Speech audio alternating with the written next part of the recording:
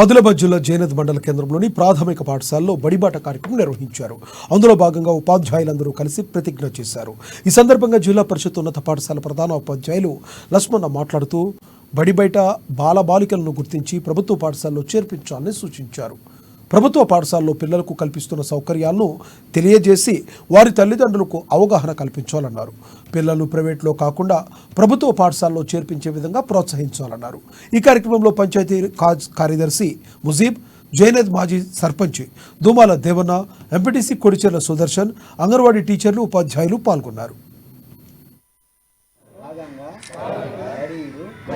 పిల్లలందరినీ బడిలో చేర్పించి లక్ష్యంను నెరవేర్చుటకు పిల్లలందరిలో దాగి ఉన్న వైయక్తిక ప్రతిభ పాఠవాలను వెలికితీసి స్వేచ్ఛాయుత వాతావరణంలో నాణ్యమైన విద్య ద్వారా అభివృద్ధిపరిచి వారి అభిలాషణీయమైన రంగాలలో ఉత్తమ పౌరులుగా తీర్చిదిద్దాలని తెలంగాణ రాష్ట్ర పాఠశాల విద్యాశాఖ సంకల్పంలో నేను భాగస్వామిగా పాల్గొని ప్రభుత్వ పాఠశాలలో విద్యార్థులను చేర్పించి ప్రొఫెసర్ జయశంకర్ బడిబాటను విజయవంతం చేస్తానని మనస వాచ కర్మాన ప్రతిజ్ఞ